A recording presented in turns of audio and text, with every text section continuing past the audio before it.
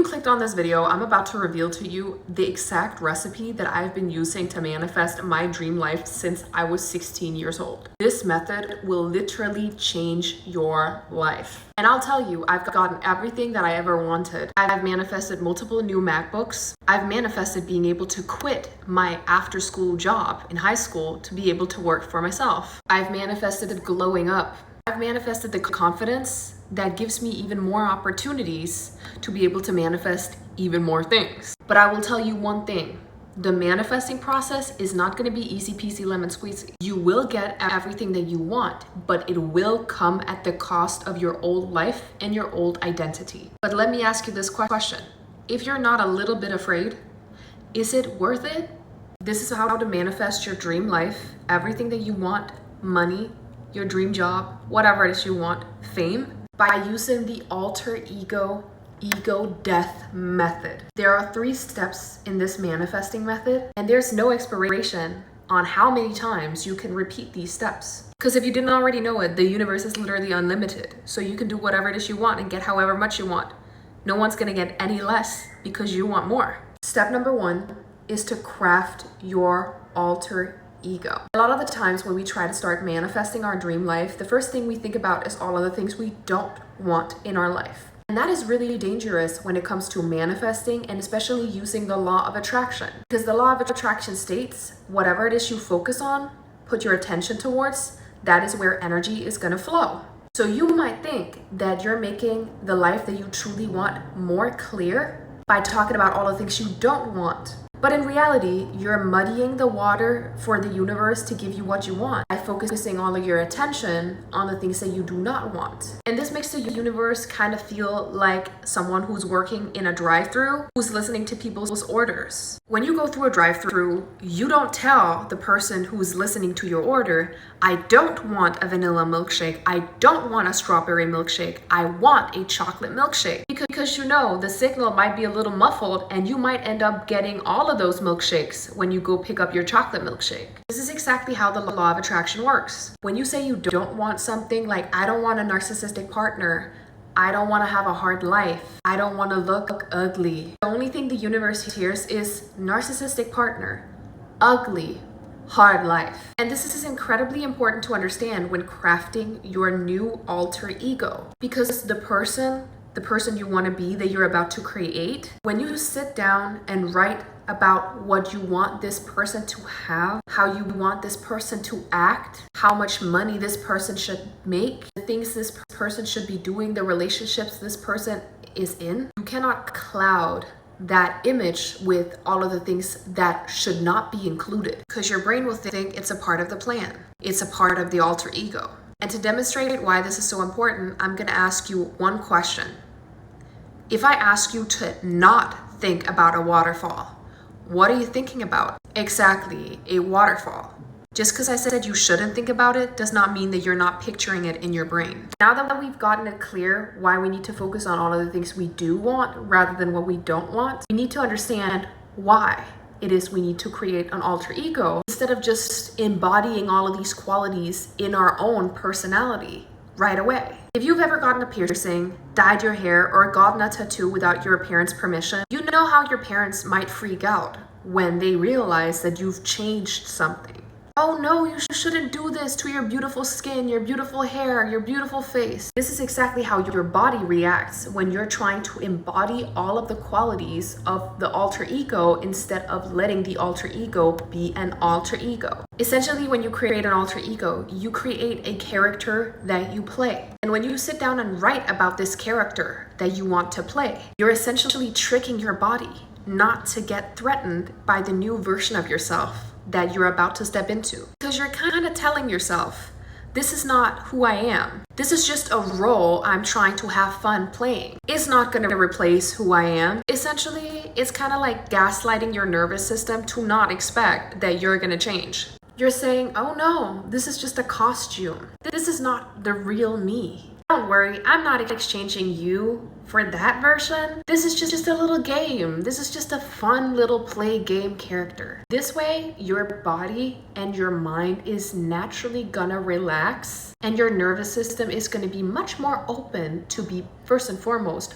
positive when it comes to creating this new alter ego, this character that you're going to play. If you've ever played a video game, you know that these characters have all types of outfits, skills, they look specific ways, and they have much more of a range of things that they're able to do than us normal people. But it doesn't seem so impossible when you're playing that character on a video game. It doesn't seem so impossible when you are not that person. It only seems extremely impossible when it's you as you are right now, who has to do that thing. When you instead sit down and say, I'm creating this avatar, I'm creating this alter ego, this character that I'm gonna play in this game called life. You're gonna let your body and your mind relax and let yourself have opportunities to dream. Because you're saying it's not me, which means that you're locking off your survival instincts. You're locking off, you're trying to fit in with the tribe. And you're going into the arena, the game of playing a role. Kind of like when kids play and they take upon them roles or characters. You know you can always return to the version of yourself you used to be. When you say that you play a character,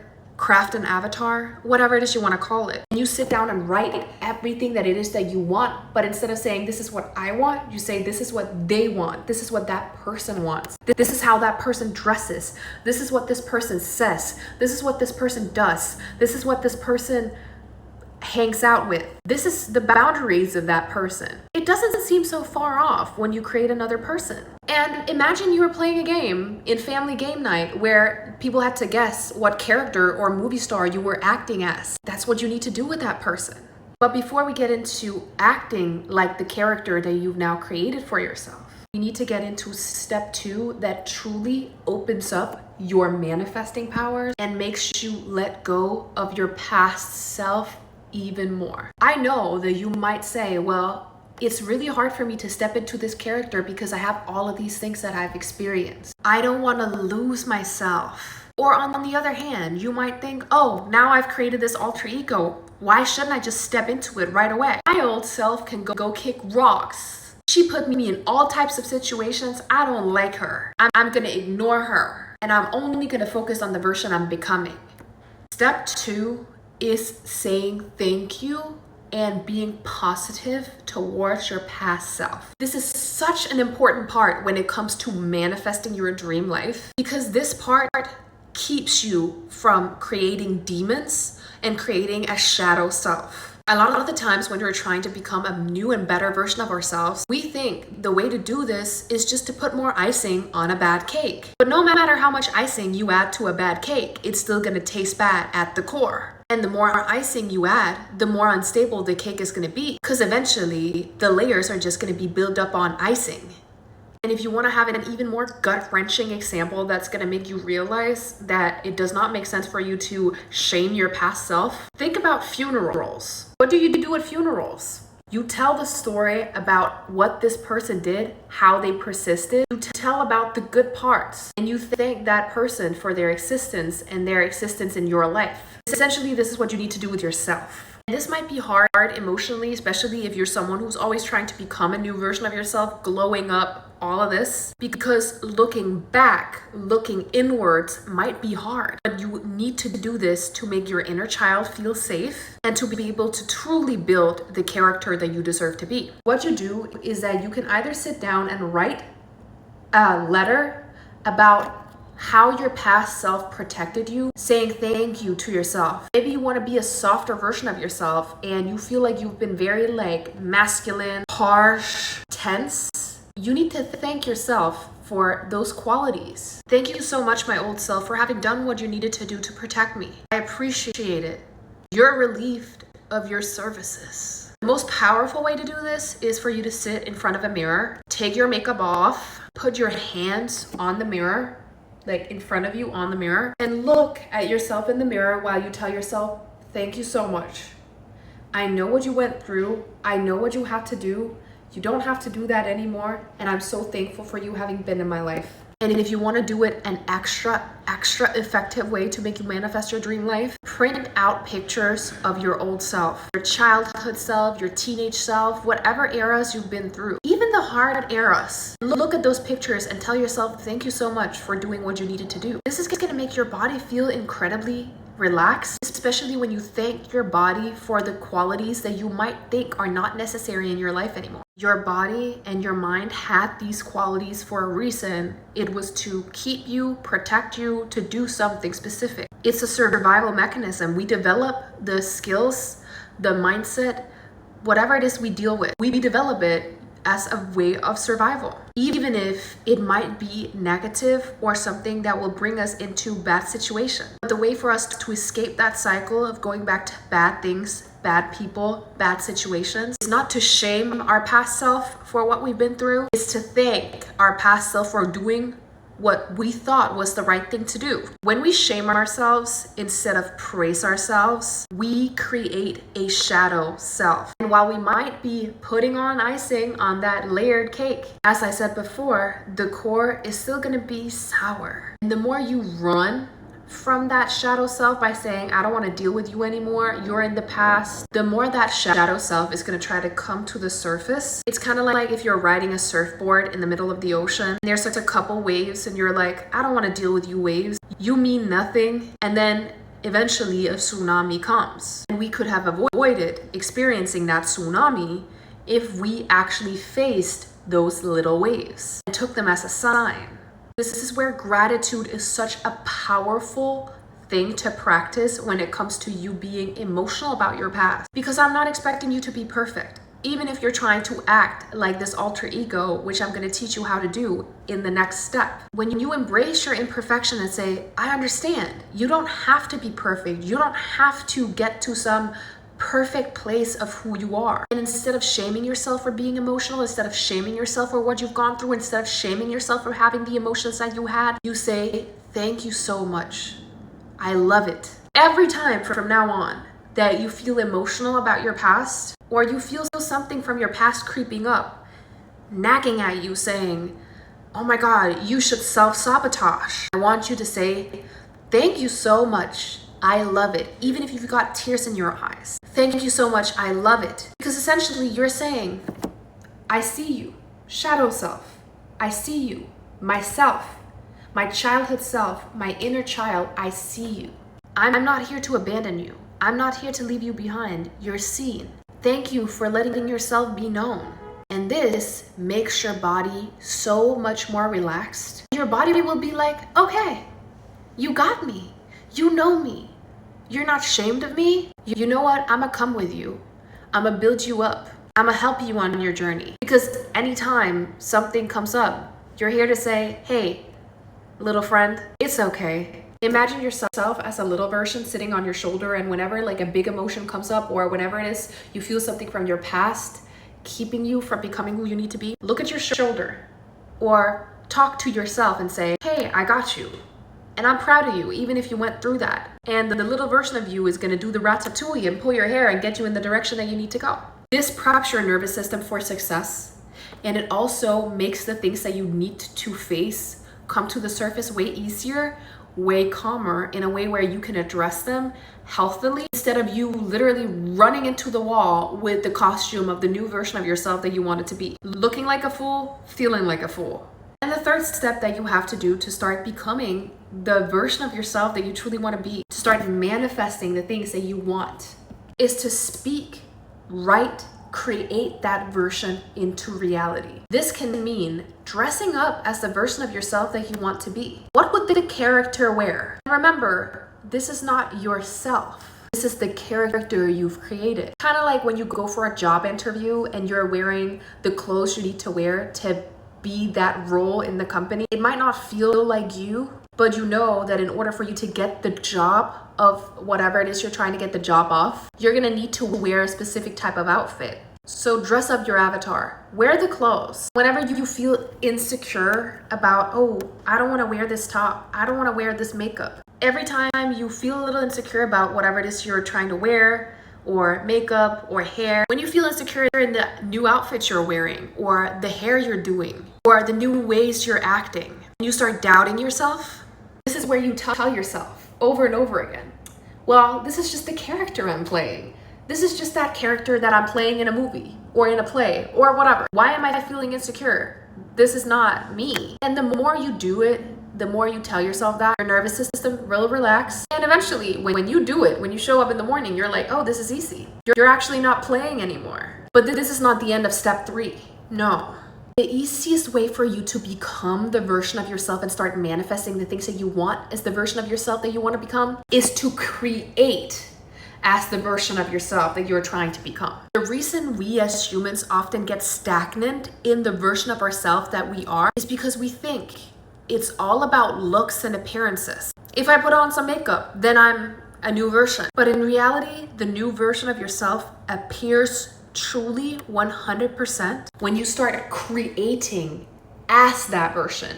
Not creating that version, but creating as that version, as that character. And one of the easiest way for you to start creating as that version of yourself is to start a social media profile. Start a YouTube channel, start a TikTok account if that's a little less daunting. Because on a social media channel, you have to create. And what you create is up to you. And this is where I'm telling you, sometimes you need to create a new social media channel. You might think to yourself, I have this old social media channel, maybe I should just show up as this character.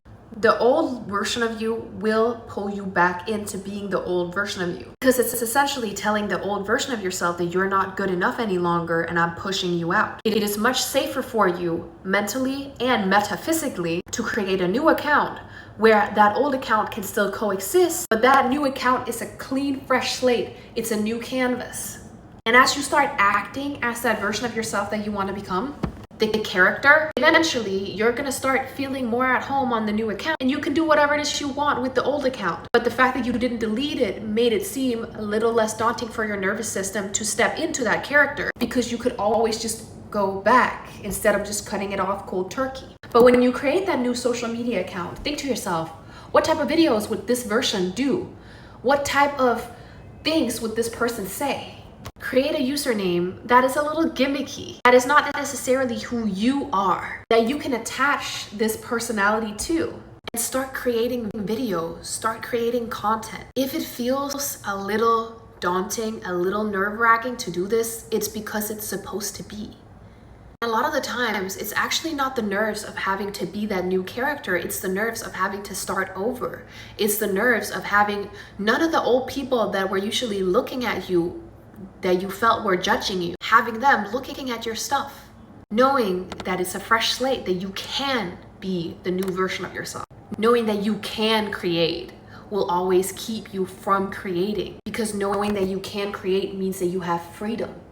And us humans, we actually get very used to not wanting too many options, because a lot of options and opportunities are scary to the nervous system because it's something we haven't experienced. That is why a lot of the times our body tries to keep us as who we were. That's exactly why it feels incredibly daunting to start posting at the version of yourself that you deserve to be. And another way for you to create as the version of yourself is to sit down and draw that version of yourself. Get up in the morning, have a book where you draw that version of yourself every single day. Find pictures of people on Pinterest that are doing or living the life that you want to live and Photoshop your face onto those people and print them out and put them on your wall. Your body is just going to be like, oh, that's funny. That's you wearing some little costume. But your subconscious is going to be like, oh, we're actually comfortable stepping into this version of ourselves. And the last thing that will make you create as the avatar you have created is for you to get yourself a book of proof. And what is a book of proof? A book of proof is a book where you sit down every single day and write down things that you've observed or experienced that resonate with the life you're trying to live or the life of that character that you're stepping into. Say that you're trying to manifest money. You need to change your perspective to focus on all of the good things that happen around you when it comes to money. Essentially, you create positive scenarios from your real life and your brain will take this like a sponge. This is using the law of attraction to make your life better. Say you want more money. At night, you write down the positive experiences you've had with money. This could even be having the privilege to be able to pay your bills, being able to treat yourself with a little sweet treat, finding a nickel on the ground. This will create that reality of that person, because what you focus on, what you put your attention towards, energy will flow toward, and more positive scenarios when it comes to money, for example, will flow into your life. And this is how you create as the person you have created. You get it through your mind and out through your hand on social media. You bring it into existence. Your brain will slowly start believing, hey, this version isn't just a fake thing. It's not scary. It's not gonna kill the old me. This version is me. This version is cool. I can get jiggy with this character, this version of myself. And when you repeat these steps over and over again, creating, adding on to the alter ego, the character, the avatar, the lore of that avatar, saying thank you to your old self for having been there, supported you, kept you going, got you to where you are today, where you can watch this video and learn how to get everything you want, and creating as the version of yourself that you've created. Things will change. Things will change so quickly, and you will be overwhelmed by how quickly you will see a change in your life. I've used this method for manifestation since I was 16, and you can double back to these 3 steps anytime during your life. No matter what you're going through, no matter what you're experiencing, no matter if you've had a couple years where you haven't really been on your goals and you've been feeling like you've been sinking into a hole, you can always pick up these things. And I want you to, because I wholeheartedly believe that you deserve everything. So get your journal ready and start having fun with it. You need to have fun with it, or else what's really happening? Your nervous system is gonna love you if you're just having fun with it instead of making it super serious. I can't wait for you to start having your dream life, and I love you guys so much. See you guys in the next video.